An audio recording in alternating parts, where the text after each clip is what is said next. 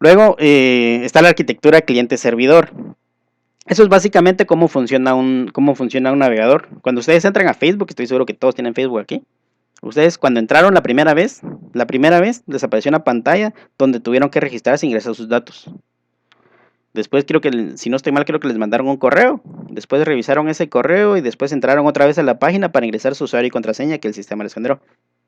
Entonces, en ese momento cuando ustedes ingresan sesión, cuando les aparece la pantalla y les aparece el cuadro para ingresar su usuario y su contraseña, ahí el navegador lo que hace es una petición.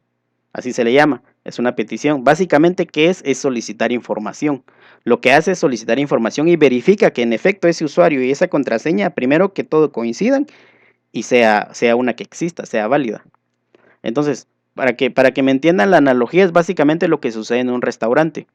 En un restaurante, cuando ustedes llegan y se sientan y piden, no sé, lo que sea, pollo asado, lo que quieran. Se sientan, hay una persona que les toma la orden y le dice, bueno, quiere pollo asado, con papas, con agua, con refresco, y toma la orden y se va. Se va a la cocina. En la cocina hacen las gestiones necesarias. Normalmente uno como cliente no se da cuenta qué es lo que sucede. En la cocina, pues le preparan a uno su comida y lo que uno solicitó. Luego, después de un tiempo, regresa la misma persona. Normalmente es la misma, no siempre, pero normalmente es la misma persona. Y le lleva la comida, pues uno verifica si en realidad fue lo que pasó, si fue lo que uno pidió o como sucede en muchos lugares que se traspapela. Entonces me mandan una orden que no es mía o si me la dan como yo quería, pero me la dan fría o qué sé yo. Pueden pasar N cantidad de cosas desde que yo hago el pedido en mi mesa hasta que se va a la cocina y regresa. La arquitectura cliente-servidor funciona exactamente de la misma manera. Ustedes son el cliente, cuando ingresan a una página, ustedes son el cliente y cuando ingresan información, lo que se hace es que se hace una petición, entonces se va información, en la analogía del restaurante es el mesero con la orden, y se va hacia la cocina, que sería nuestro servidor. En ese servidor suceden N cantidad de cosas y uno normalmente no se da cuenta, que es lo que pasa en la cocina, y cuando viene de regreso otra vez, normalmente por el mismo canal, que en este caso pues sería el internet hacia donde bajan los datos, se envían los datos y regresa con nuestra orden. Entonces ahí ya tengo una arquitectura de cliente-servidor porque tengo una persona que está solicitando información, se envía esa información al servidor que es la cocina, se procesa y se envía una respuesta. Entonces la analogía ahí pues funciona perfecto porque exactamente así es como funciona. Y en general en una arquitectura cliente-servidor, pues prácticamente casi que todo es una petición. Cuando ustedes ingresan sus datos y le dan loguearse, lo que están haciendo es que envían su usuario y su contraseña al servidor, digamos en el ejemplo de Facebook. Ellos verifican ahí que la contraseña exista o no y les devuelven información. Si la información es correcta, la información que ustedes enviaron es correcta, lo que hace es que los pasa a otra segunda página, pero esa segunda página también es una petición donde vuelven a enviar los mismos datos otra vez, pero regresa más información y es donde ustedes pueden ver su página de inicio de Facebook. Entonces, la idea es exactamente la misma. Si hay una persona que solicita información, se envía esa información, se devuelve y se muestra una respuesta. En el caso de que la contraseña no exista o que el usuario sea inválido o cualquier cosa que haya pasado, pues obviamente pues no los va a mostrar a la segunda página, sino que les va a mostrar un mensaje donde dice que eso no es correcto. Que no es correcta la información, pero ahí ya sucedió, eso sucede en milisegundos, pero de ahí ya pasó todo un proceso para verificar que esa información en realidad exista o no. Entonces, para el ejemplo del restaurante, pues es perfecto para esta analogía que estábamos haciendo. ¿Se entiende esa parte de cómo funciona el cliente-servidor? Un cliente solicita información, esa información llega y dependiendo la respuesta, pues se le muestra un mensaje o se realiza una acción. En este caso, si es correcto, se envía hacia otro lado y si es incorrecto, se muestra un mensaje. O sea, en términos generales, eso es una arquitectura de cliente-servidor. Y esto de las peticiones era los que yo les comentaba, que básicamente es cuando uno solicita información. Eso uno no lo ve, eso lo hace el navegador. O yo ingreso mi usuario y mi contraseña y yo solo le doy un botón. Yo como cliente solo le doy un botón. Cuando estoy en el restaurante, mire, y yo pido. Y ya a mí no me interesa qué es lo que sucede en el proceso. Si viene la persona y se lo memorizó o si lo apuntó en un papel. O si todo eso a mí como cliente en general no me interesa. Yo lo que quiero es que me traigan lo que yo pedí. O sea, es básicamente eso. Entonces, normalmente cada acción, cada clic que uno da en un botón, en una imagen, donde sea, todo es una petición hacia el servidor. Entonces, eso lo vamos a ver mucho más a detalle, pues ya mucho más adelante, pero ahorita solo es para que me entiendan cómo funciona la arquitectura de cliente-servidor y qué es una petición. Y pues como les comentaba todo eso, al final se tiene que ejecutar en un navegador. Para que sea ambiente web se necesita ejecutar en un navegador. Entonces, el navegador es el que se encarga de interpretar toda esa información que uno ingresa, enviarla hacia el servidor, revolverla, y esa respuesta que viene del servidor, el navegador nuevamente la vuelve a interpretar y a nosotros nos muestra una respuesta, una acción, dependiendo de esa respuesta del navegador, del servidor. ¿Alguna duda hasta aquí? No. ¿No? No. Eso, como les repito, esos son, pues en general, son términos y conceptos generales. La idea del curso, pues, es ir así de casi que de golpe a lo práctico, a los que en realidad nos va a servir, porque, pues, en la universidad uno nos enseña un montón de conceptos y al final uno llega al trabajo y las cosas no son como uno pensaba. Entonces, aquí la idea es que vamos lo más pronto posible a poder ya crear algo que funcione. Entonces, continuamos. Una vez que tenemos ya los términos y conceptos generales de hardware, software, programación, lenguajes de programación, cuáles son de alto nivel o de bajo nivel, los ambientes de programación. Eso es como concepto, pues es importante que lo conozcan, que lo sepan. Pero como les decía, pues no vamos a ahondar mucho en esto porque considero que no es parte del curso. Aquí lo que necesitamos es pues aprender directamente a lo que venimos. Entonces vamos a empezar con el primer principio básico, el principio básico de programación, que básicamente es analizar, resolver y programar. Sucede mucho que a veces cuando a uno le presentan un problema y uno tiene un problema, lo primero que hace es de una vez agarrar la computadora y empezar a ver cómo solucionarlo. No, esa no necesariamente es la mejor práctica. En general lo mejor es analizar el problema, ver cuáles son en mi cabeza, ver cuáles son las posibles soluciones. Si es posible encontrar varias y después decidir cuál es la más práctica, la más fácil, la más eficiente. Y luego de eso ya, ahora sí, agarrar la computadora y empezar a escribir el código para que esa solución que yo tuve en mi cabeza pueda funcionar.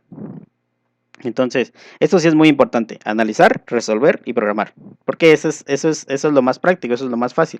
Normalmente si uno empieza a programar de una vez, puede encontrarse con un montón de situaciones que no necesariamente me van a llevar a la respuesta, ni siquiera a la mejor respuesta, sino a una respuesta. Entonces lo mejor es cuando tengo un problema, cuando tengo que resolver algo, analizar, resolver y programar. Una vez teniendo eso claro, vamos a empezar con lo que son los algoritmos. Los algoritmos son la base de la programación porque básicamente es una sucesión de pasos para resolver un problema. O sea, en términos generales, eso es un montón de pasos, una serie de pasos para resolver un problema. Seguramente ustedes han escuchado la palabra algoritmo en películas y que sí, que el algoritmo de no sé qué, porque el algoritmo de no sé cuánto. Entonces, esa palabrita algoritmo a lo que se refieren es que es una sucesión de pasos ordenados para resolver un problema. Entonces, ese algoritmo, para nosotros saber cómo crearlo y cómo hacerlo, tiene que ser en un lenguaje conocido. Era lo que les comentaba hace rato de los lenguajes. O sea, si yo de repente vengo y les empiezo a hablar en ruso, estoy casi seguro que creo que nadie me va a entender. No estoy seguro, pero estoy casi seguro que nadie me va a entender. ¿Por qué? Porque el lenguaje no lo conocen. Entonces, se debe conocer el lenguaje para saber qué es lo que me están tratando de explicar, de entender para que yo lo pueda hacer. De la misma manera sucede con la computadora. Al final de cuentas, yo le tengo que hablar en un lenguaje que la computadora conozca para que pueda hacer lo que yo le estoy pidiendo que haga. Eso es lo bonito de esto, que al final de cuentas yo soy el que decido qué es lo que se va a hacer. Yo tengo el control total de lo que la computadora hace. Entonces, ese algoritmo ya dijimos que es una sucesión de pasos. Básicamente una serie de pasos para resolver algo. ¿Qué? Lo que sea, cualquier cosa. Entonces, eso lleva también un orden. Porque si esos pasos por alguna razón se desordenan o cambian de orden, la solución ya no va a funcionar. Ahorita vamos a ver un par de ejemplos prácticos para que entiendan a lo que me estoy refiriendo. Entonces, teniendo la lista de pasos, sabiendo que es un lenguaje conocido, que tiene orden, nosotros vamos a tener un resultado. Entonces, ese resultado va a depender precisamente de los dos datos anteriores, el lenguaje y el orden. Si yo le cambio el orden a algo, a un algoritmo que ya tengo definido y que funciona, si yo le cambio el orden, lo más seguro es que no me va a funcionar. Entonces, eso es bien importante para lograr ese resultado, el lenguaje y el orden. Y ahora viene algo que son los niveles de eficiencia. ¿Eso qué es? Eso básicamente es qué tanto el resultado obtenido soluciona el problema. Eso, ahorita estamos hablando en términos generales, o sea, podemos referirnos a cualquier cosa. Si yo tengo una lista de pasos y no las hago como debe ser, lo más seguro es que no funcione o sí funcione o probablemente hay otra persona que lo pensó diferente, pero ella puede venir y decir, yo lo solucioné así y me funciona. Entonces ahí es donde tenemos que ver cuáles son los niveles de eficiencia, porque sí se solucionó el problema, pero lo más seguro es que tal vez una persona lo hizo de una forma diferente y pues cada quien lo pensó diferente. Donde yo trabajé en algún momento, mi jefe me dijo, a mí me gusta trabajar mucho con huevones. Yo me le quedé viendo y no entendí por qué. Esperaba 100% que no me lo dijera a mí. Y me dijo, no, me gusta mucho trabajar con huevones porque ellos siempre buscan la forma más fácil de hacer algo. Y no estuve al 100% con su afirmación, pero me llamó mucho la atención cómo lo visualizaba. Porque si una persona lo visualiza de una forma diferente que la otra, no necesariamente es malo. Hablando específicamente de desarrollo y de programación, una misma persona puede pensar cosas diferentes y llegar a la misma solución. Pero entonces aquí vamos a lo que les decía de los niveles de eficiencia. Habría que ver cuál es más eficiente que el otro. Entonces, ¿alguna duda con lo que son los algoritmos? Una lista de pasos, así, una lista de pasos para hacer algo. ¿Qué? Lo que sea. ¿No hay ninguna duda? No. ¿No? ¿Todo claro?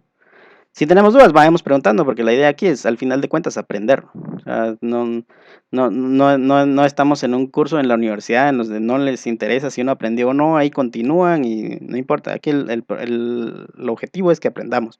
Entonces, si alguien tiene dudas, por favor, no los estoy viendo ahorita, entonces, si tienen alguna duda, solo activen su micrófono o escriben en el chat y yo lo puedo ver.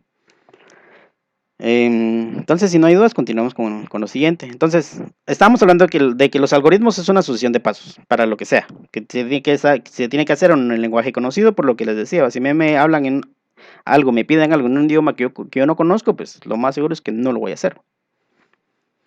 Entonces, supongamos cuando yo les hablo a todos de taza de café, ¿qué es lo que ustedes se imaginan? ¿Cuál de estas 4 imágenes es lo que se les viene a la mente? ¿O creen que podría casar con lo que es una taza de café? ¿Alguien? La que tiene la cuchara en el plato. La que tiene la cuchara en el plato. ¿Alguien más? Coincido con esa, la blanca. La taza blanca con cuchara. Va, la de la cuchara en el plato. ¿De ¿Quién fondo más? blanco? ¿Alguien más? ¿Todos coinciden con que esa es una taza de café? ¿Por qué la primera no es una taza de café? Porque es solo café. Exacto, no tiene taza. ¿Qué hubieran respondido si les digo qué se imaginan cuando yo les digo café? Hubiera sido la primera imagen. Hubiera sido la primera, es más lógico, creo yo. Va. Entonces, ¿y por qué no la tercera? Es café con leche. Porque es café con leche. La idea es que eso pareciera más azúcar que leche, pero está bien. ¿Y por qué no la última? Si me preguntan a mí, me preguntan qué se imagina una taza de café, yo hubiera respondido la última. Yo. ¿Por qué creen que la última no podría entrar como una taza de café?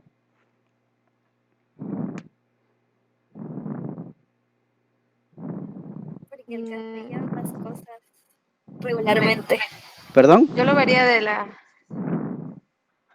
¿Sí? El café lleva más cosas Sí, es que regularmente. pues uno no lidia con el café en granos, ¿no? Solo te lo tomas.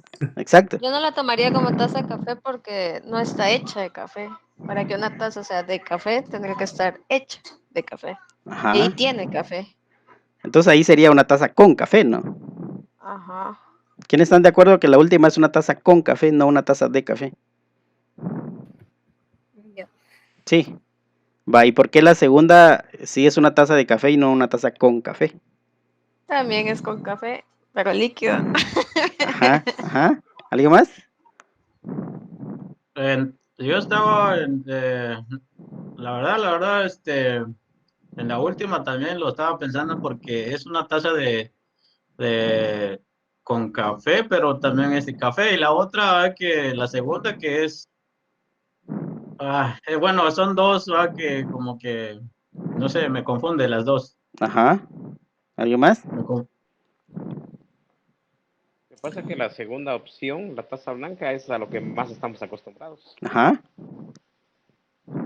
Y, o sea, yo pienso que taza de café, o sea, yo cuando hiciste esa pregunta, yo lo pensé en la última opción. La compañera Jocelyn, es que hay dos Jocelyn. Jocelyn Morales. La compañera Jocelyn Morales tenía un punto. Que decía que la cuarta es una taza con café. Pero también la segunda. Y también la tercera.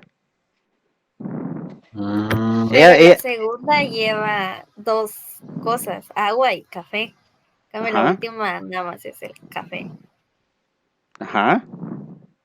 O sea, ahí la compañera tiene un punto. De que no es una taza de café porque no está hecha de café. O sea, si yo digo una taza de cemento, uno normalmente se imaginaría una taza que sí está hecho de cemento. ¿Por qué? Porque el cemento normalmente no se toma. Entonces uno la lógica que lo hace identificar es cómo nosotros hablamos. Aquí es donde yo les decía que importa mucho cómo nos hablamos y cómo nos expresamos. Porque así como nosotros lo imaginamos, así es como normalmente vamos a solucionar un problema. Entonces aquí teníamos un problema. ¿Qué es una taza de café? Y varios dijeron la segunda. Yo lo primero que pensé fue la última. Pero entonces lo más seguro es que la segunda, la tercera y la cuarta van a solucionar el problema. Esas tres podrían pasar fácilmente como una taza de café coloquialmente hablando. La primera, ¿qué es lo que por qué no? Porque esa definitivamente no tiene taza. No, está incompleta. Está incompleta. Entonces, eso definitivamente no podría ser una taza de café. ¿Qué quiere decir eso? Que para que esto que estamos viendo sea una taza de café, para empezar, tiene que tener taza. Porque el café sí está ahí. Los cuatro tienen café. Sí. ¿Se entiende? Entonces, aquí no es que haya una solución específica. Aquí simplemente es un concepto. ¿Qué es una taza de café? Solo es un concepto. Pero yo lo que pretendía ejemplificar es que cada uno lo ve de forma diferente. ¿Por qué? Porque todo eso depende de nuestras vivencias, de cómo nosotros analizamos, de cómo pensamos y de cómo lo vemos. Entonces, probablemente si le hacemos la misma pregunta a otra persona que no sea de Guatemala y donde ellos no tomen café, probablemente se va a confundir. Es probable que no tenga concepto de qué podría caber dentro del concepto taza de café. Entonces, este ejemplo es únicamente para entender de que todos pensamos diferente, que todos lo vemos de forma diferente, que no necesariamente nuestra respuesta es mala, simplemente es diferente a la otra. ¿Se entiende esto? Sí. Va. Una vez que tenemos esto, dijimos que un algoritmo es una sucesión de pasos para resolver un problema, que está en un lenguaje conocido, que lleva un orden y que nos da un resultado. Hasta ahí todos bien, va. Eso está claro.